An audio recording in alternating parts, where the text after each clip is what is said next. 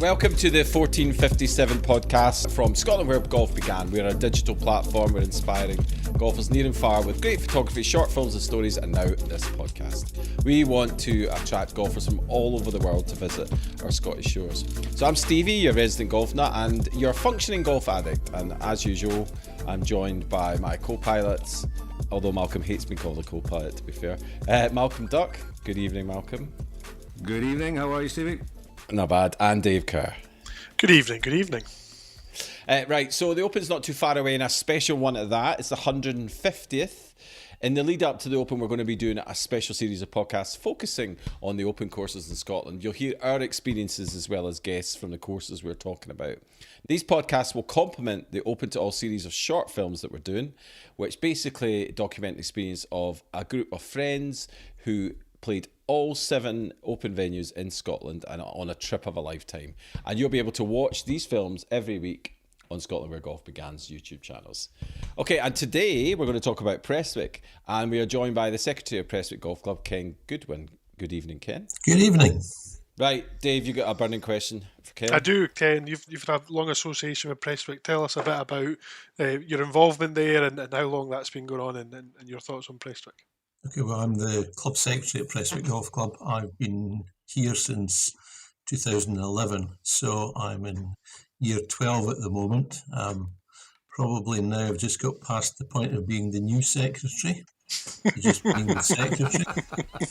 But, the club has a tradition when you go around the clubhouse and see some of the pictures on the wall of either sort of professionals or club secretaries, or in fact, our club steward lasting for sort of 40 years in role.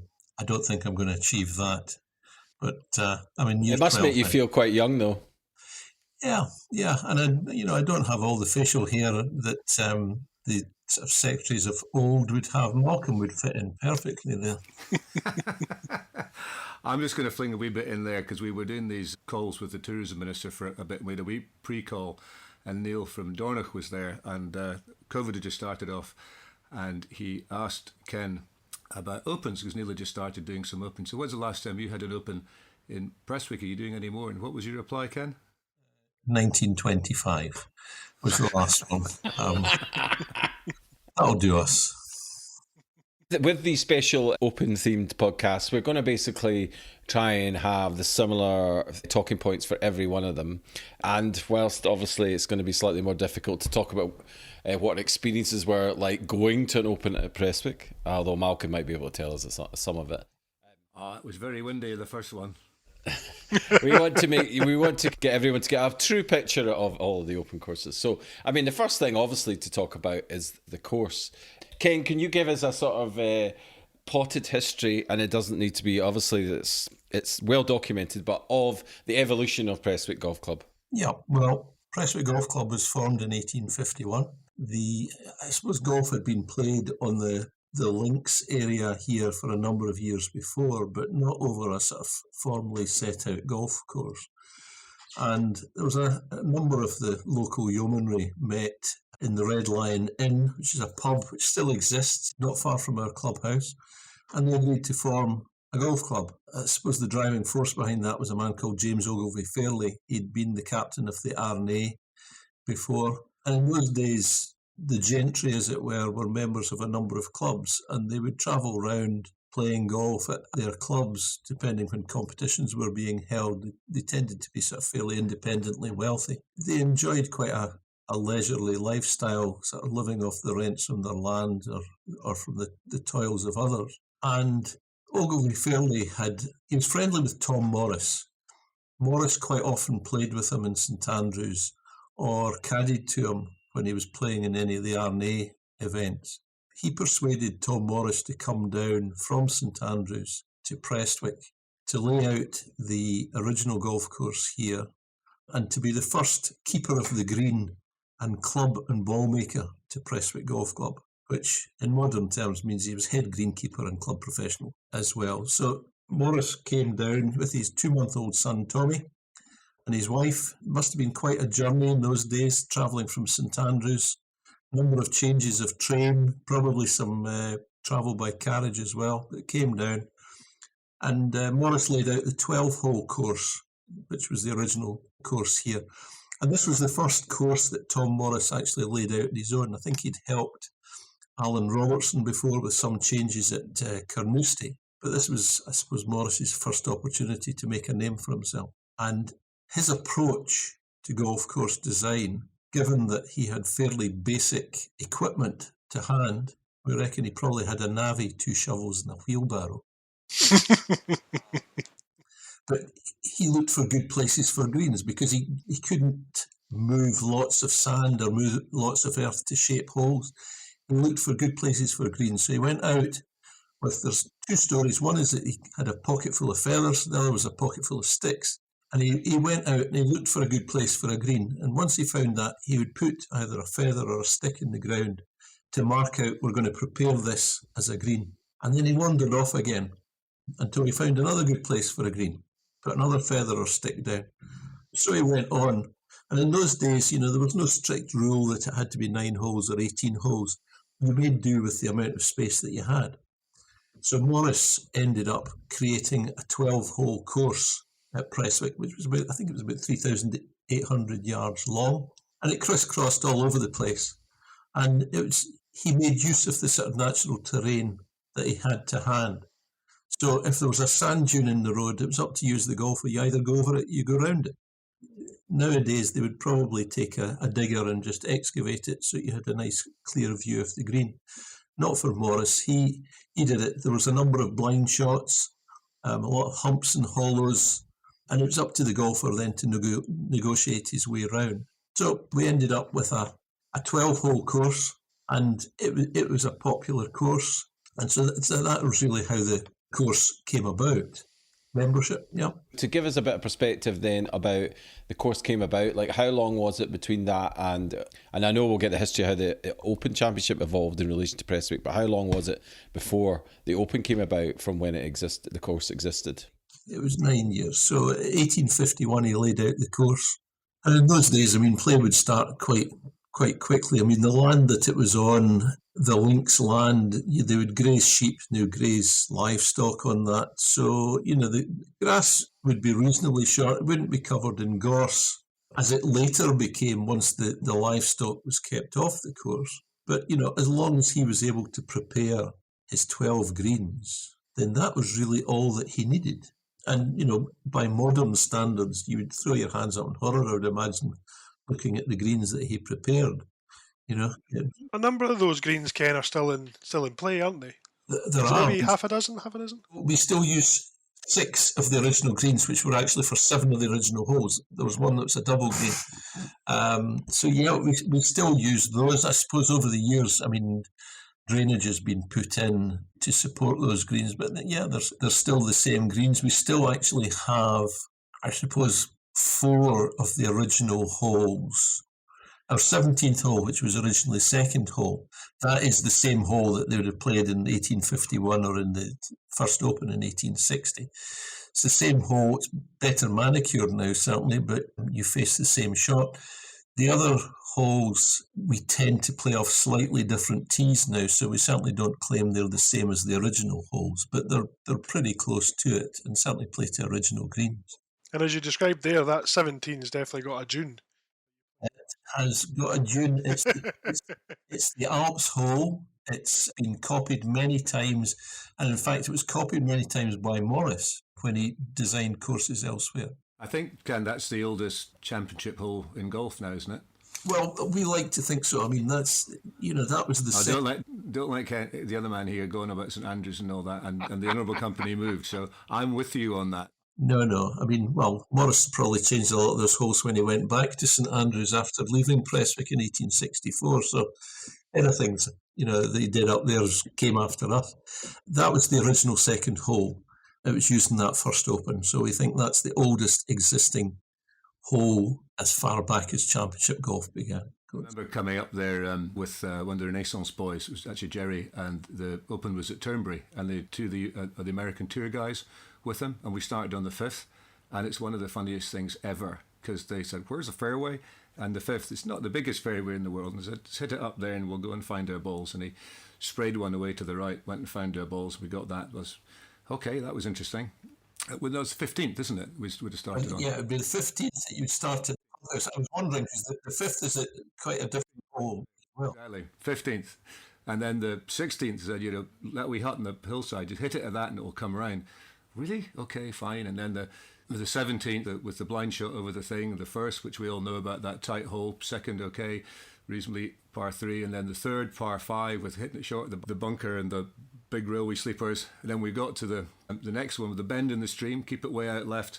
And then when we came to the next par 3 with the Pothos, they just said, "You're shitting me, really?" I'd never thought of that. It's a really interesting start to a round of golf start on the 15th. It was a very special place, Prestwick. Yeah, well, the 15th, the whole name is Narrows. People they can't understand why, but actually when they get further up and they find it's about maybe I think it's about 18 paces across that you've got to try and land it in. It just keeps it interesting, doesn't it? You've got later on in the year, Ken, have you not kind of trying to reinstitute the 12 holes? We are indeed, because this is going to be the 150th Open this year. We thought we would hold our own celebrations at Prestwick as the birthplace of the Open. We didn't want to interfere with anything that the R&A have got planned round about St Andrews in July. But that first Open was played on the 17th of October 1860, so we thought, well, why not actually hold our celebrations in October? So that's a proper 150th, not the one that the new boys up the road are doing. Well, let's not split hairs over that. So we are recreating the original 12 holes as near as possible. Perhaps the tees are not going to be sort of 2 club lengths from the hole.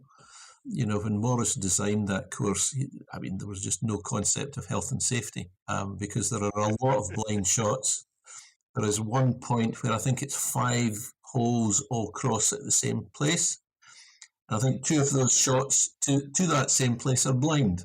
So we haven't quite worked out when people go out and play it how we're going to get them to mark their balls, because the idea of having 20 Titleists all closely grouped, I'm playing a 1, no, I'm playing a 1.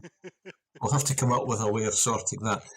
An interesting fact from recreating the 12 holes is, in this modern day and age, we have a walking marshal with each game. He'll act as a 4-caddy to sort of keep the players straight, but we have sort of static marshals at various parts of the course as well, so that they can signal when it's safe for players at certain holes to play and hurry up and get across and don't dawdle.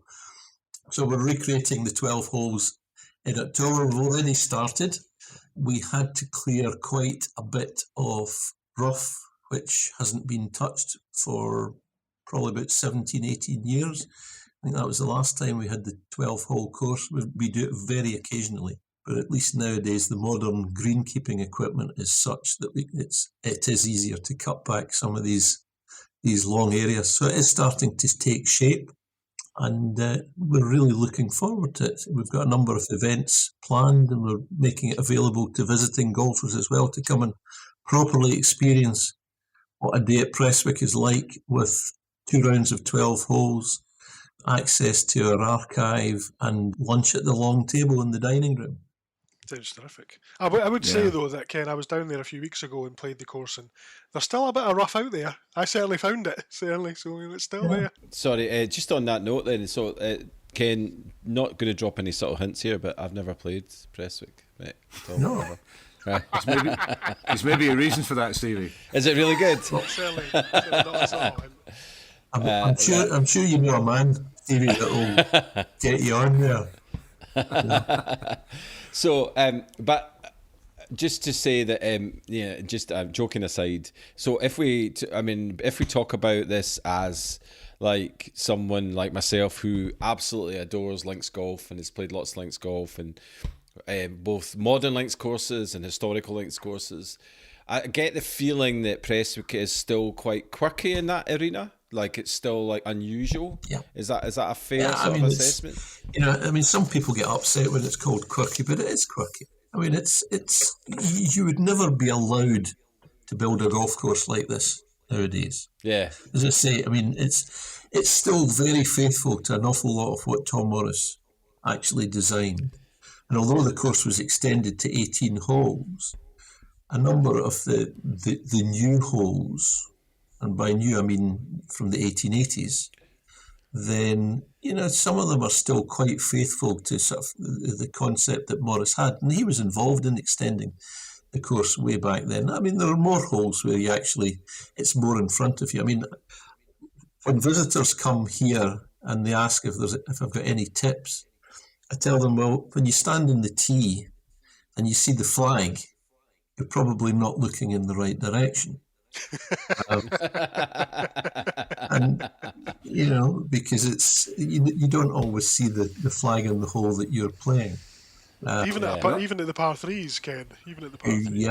Yeah, absolutely. But I've always had a bit of a bugbear with the tour and the R&A on greens, because North Berwick, Prestwick, St Andrews to an extent, they have got moving and swailing burn greens, and Doak, who I know pretty well, I like what he does, but the tour don't like some of his greens because they need this flat area around the hole to be able to putt, whereas some of these banks are backstops. So you hit the ball up and it'll roll back down, or they go up and then you've got a tough putt coming back down. And it's interesting because talking to Andrew Coulter, Andrew said that for the pro, the straight putt's the hardest one. So I don't really understand. I need to ask the guys when they're across for the tournaments this year as to what the thinking is behind that. Have you got any clue on that, Ken? I know that certainly if you play a lot of links course in the traditional courses, you will develop an imagination for how to play shots.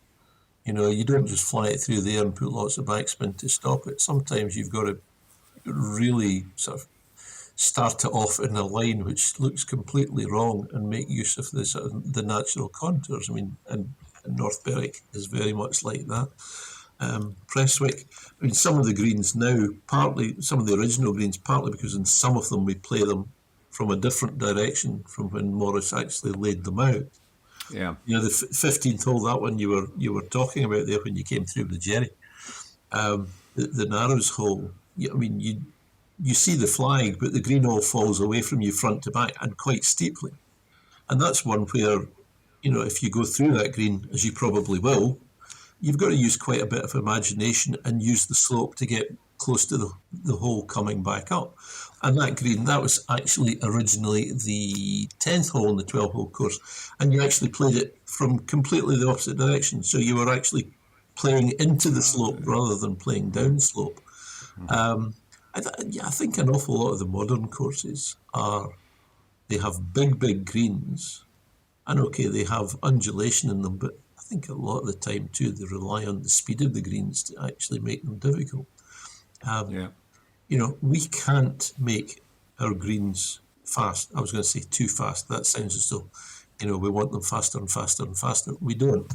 Because if they were too fast and you got any sort of wind, you'd still be out there. I think the biggest thing is just consistency of pace on any golf course. If the greens are consistent pace, then you're fine. Can I ask a question then, if we get down to the nitty-gritty about the Open Championships played there? Yep. Is there, historically speaking, like a sort of Open for the ages, the equivalent of the Jewel in the Sun 77 from that era of all the Opens that were played at Prestwick? Is there one that people historically say, wow, that was like a special Open Championship? Hard to say, not having been there. But sorry, Malcolm, asking you, mate. Well, I think the first one was pretty special, and the time when the man won it for the third time, that was pretty special too. Yeah. When he got the belt. I mean, just very. He didn't get the belt from the teacher; he won the belt. So in Scotland, getting the belt, it means you've been a naughty laddie. And very quickly through the chronology of the Open, I mean, it came about because the best golfer in Scotland was Alan Robertson. He was the champion golfer of Scotland. He was the first man to have broken 80 round the old course at St Andrews. It's said that he never lost a money match playing his own ball. And in those days, the caddies, the equivalent of the modern professionals, it was match play that they played. Very little stroke play or medal play. So it was man against man, or you'd play with a gent against another gent and a caddy. And there'd be a lot of money at stake. So it said Robertson never lost a money match playing his own ball. He never lost a money match with Morris as his partner. And he was known as the champion golfer of Scotland. He died in 1859. So the big question then was, well, who's the best golfer now? And that first Open, it was more for the amusement of the members of Prestwick Golf Club. They would come for their autumn medal in October for a couple of days. And a lot of these caddies would come through to caddy at our autumn medal. And the club wrote to a number of clubs and said, send your best caddy for this challenge match. And 8 golfers took part in that first event, 17th of October 1860. Fully expected Morris to win because he knew every blade of grass in the course, he'd laid it out. But it was won by Willie Park from Musselburgh with a score of 174. Morris was Scotland's golf course there at the beginning. Yeah, but this is Scotland's real golf course across here. Morris did end up with 4, of course, Malcolm, and Park only had 3, so, you know. So that first Open was very special. The next one was possibly, some might consider it to be the first Open, because that first event was an invitation event. You know, the clubs were written to and asked to send their best caddy. Whereas the next year, the club committee met the night before the event and agreed that henceforth the event should be open to all the world. And, you know, we think that's possibly the origin of the Open. And we still have our minute book, the original minute book, that spells that out. And so that's a nice thing to have. So that second one was important too. It was won by Morris. He won again the next year. Park won the next year. So there was a real sort of to and fro there. Morris won again the next year. Then Andrew Strath from St Andrews threw in a win, which was good. Fife guy. Then we're back to Park again. Then Morris. And in fact, when Morris won in 1867, he was 46 years and can't remember how many months old. But he's still the oldest winner of the Open when he won that. And then the following year, son Tommy, who was starting to come through, he won the Open, age 17. He's the youngest winner of a major golfing championship. So that really is quite a unique double, that Dad was the oldest winner one year and son was the youngest winner ever. That's pretty amazing. Following year. That's quite neat. That is quite neat. And that was the start of the Tommy Morris train, as it were. You know, he won in 1868, he won in 1869, had the first hole-in-one in the Open at the 8th hole, the station hole, which was, the local press reported that in about 2 lines as though it was no big deal. And then he won again in 1870, and he'd won 3 Opens in a row, and the prize in those days was a Morocco leather belt with silver buckle and badges round it that the members had put forward, and it was agreed that if anyone wins 3 years in succession, they get to keep the belt. So that became Tommy's property. And, you know, if you had the belt, these challenge matches that were getting played, you would have a wealthy gent backing you. You know, it was a bit like sort of fighting cocks. I'll put mine up against yours. And, you know, if you won for your gent, you would get a share of his bets. But it was up to him how much he gave you. But if you held the belt, if you were the champion, then you could probably expect to negotiate a bit more from your gent. In your time as secretary, you know, what of players from the top level of the game have you witnessed coming down to sort of have a bit of a pilgrimage to Prestwick? Seen Jeff Ogilvie here, former US Open champion, who enjoys playing hickory golf. So he had his hickories. And he was doing a tour of a lot of the links courses of Scotland, not necessarily those that are on the current Open rota, but, you know, he played at Western Gales. And I think he enjoyed himself here. Around the last Open, when it was at Troon, one of the major equipment manufacturers arranged a match between their club pros and the media. So our pro, David Fleming, got the honour of hitting the first shot off, with Dustin Johnson standing about 6 feet behind him, chewing tobacco, arms crossed. Thankfully, David chunked it straight, whereas the representative from Scotland's Golf Coast went out of bounds. I was on the railway. Mr. Good. Yeah, we're on the railway, that's right. So I think Alistair gets reminded of that quite regularly. So I hope he Well, I listens. certainly will. I'll make sure he knows.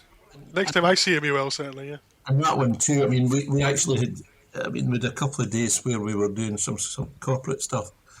We had an accountancy firm who Andy Sullivan represented.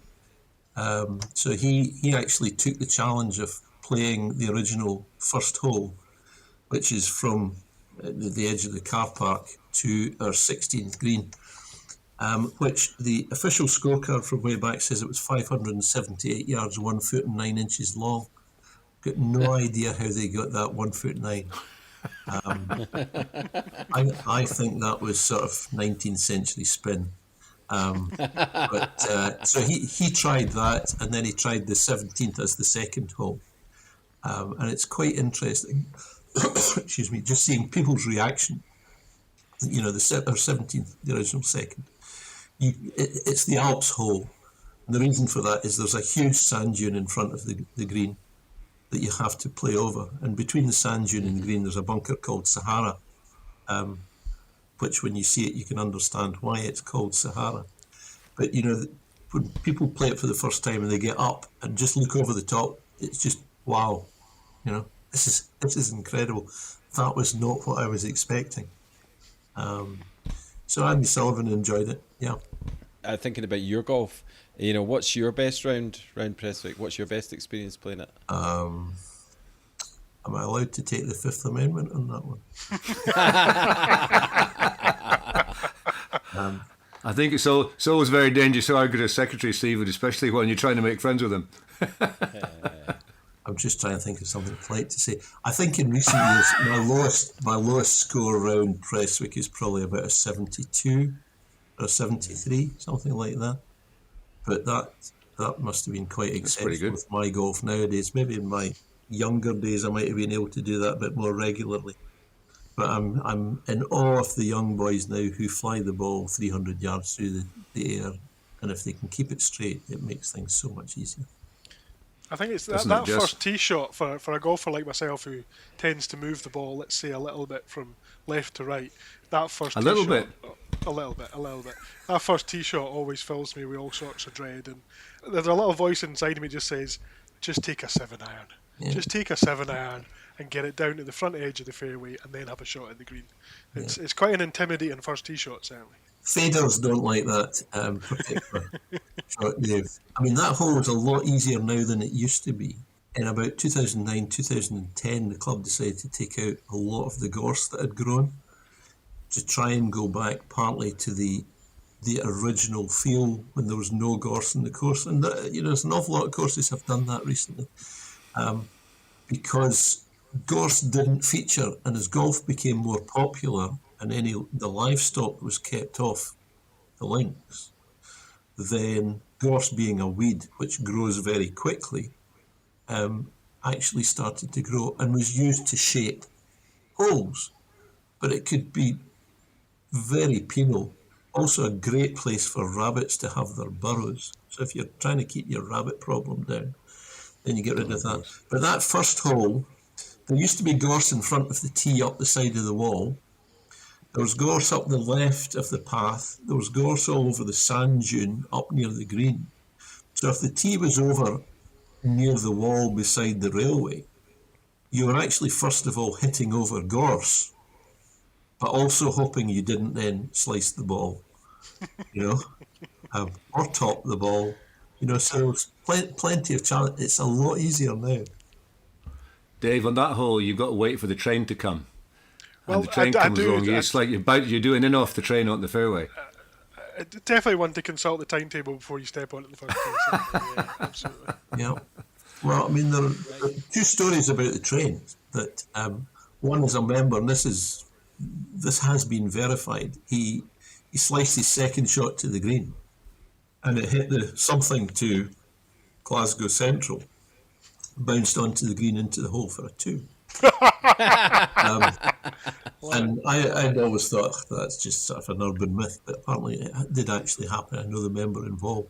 And another lady, former president of the Scottish Ladies Golfing Association, who, in playing in the Scottish Ladies one year, played a shot and sliced her shot, hit a train back into play.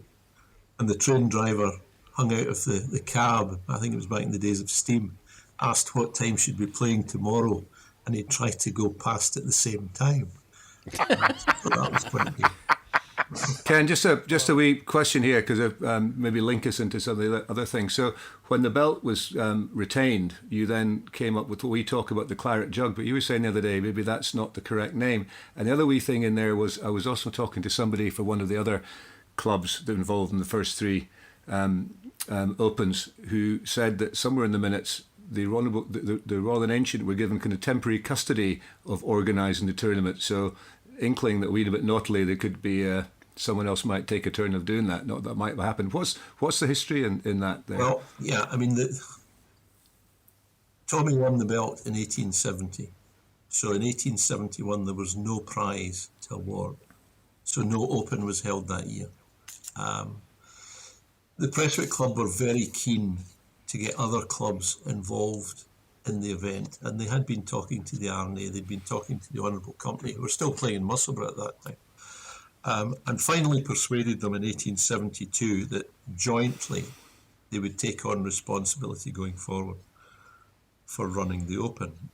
And they agreed to get a trophy made in the shape of a claret jug, and they each paid £10 for the cost of that trophy. The trophy's proper title is the Golf Champion Trophy, and that is what's actually inscribed on the trophy.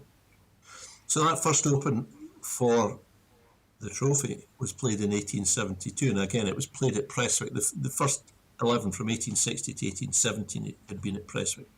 1872 one was at Prestwick again, and they'd agreed that they would rotate round the three clubs going forward.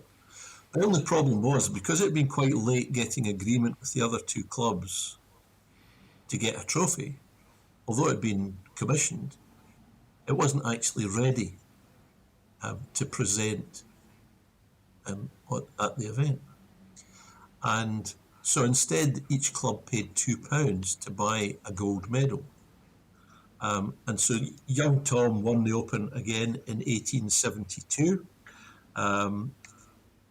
He was presented with a gold medal. So you got a gold medal which had Golf Champion Trophy, Tom Morris Jr., 1872, and his score, I think it was 166 shots he had. And so that tradition has continued to this day. So the winner is given a gold medal. And because they've won the Golf Champion Trophy, then they're the champion golfer. They're not called the Open Champion. So that's why this year at St Andrews, when Martin Slumbers announces the winner of the Open, it will be the winner of the gold medal and the champion golfer of the year is. And so that tradition has continued ever since. As far as ownership is concerned, we've certainly still got our invoice for our £10. We've also got the invoice for the original belt as well in our archive. You told me that the other day about, it's on loan to the RNA. Yeah, I suspect we won't push that one too hard. No debt collectors been sent out for that. Yeah, I think the original is it the original golf champion trophy, and the leather belt is in the. It's far easier. Sorry, well it would be. I stumbled over it there, but they're both housed within the RNA clubhouse. I think at the moment. I think I saw them recently. I mean the belt when Tommy died, he left it to his father, to old Tom, who in turn gifted it to the RNA. So the original belt is in the RNA clubhouse. The original trophy was retired in, I think it was about 1927, 1928. I understand it was getting a bit bashed, and I read something somewhere, I'm not sure if it's true or not. I think it was Walter Hagen had it and had been practicing his chipping and had clattered it with a golf club. So it was retired. So it's I think that's the original one that is on display in the Arnay Clubhouse. Maybe we should be asking to get that back for 3 months. No, What? Good idea. I've got an invoice that proves ownership. Just present your receipt at the front desk. Yeah. On that note, I think that's a point to round things up. Thank you very much, Ken, for joining us. You're very welcome. And telling us that basically there's small print that matters when it comes to the Open Championship, and speak to you about that invoice. I look forward to experiencing it myself in the company of Malcolm Duck at some point soon. If you want to get in touch with us, it's info@scotlandwheregolfbegan, and our website is www.scotlandwheregolfbegan.com. Cheers.